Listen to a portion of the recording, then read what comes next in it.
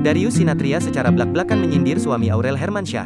Hal itu disampaikan dalam kanal YouTube STARPRO Indonesia yang tayang pada Kamis, tanggal 17 Maret tahun 2022. Awalnya, Darius berbincang dengan rekan satu klub sepak bola selebriti FC. Kemudian, tiba-tiba Darius menyinggung nama Atta Halilintar. Ia mengaku ingin menghindari orang seperti Atta Halilintar.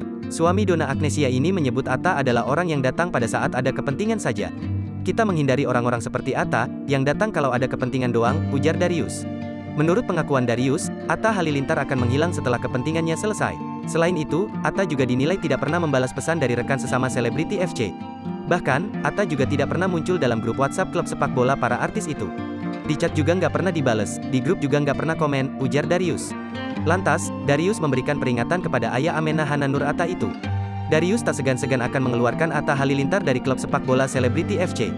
Jadi bentar lagi Atta Halilintar, tolong ya dengerin baik-baik kamu akan di-kick dari grup SFC, ujar Darius. Sontak, ungkapan ini menuai banyak pertanyaan dari warganet.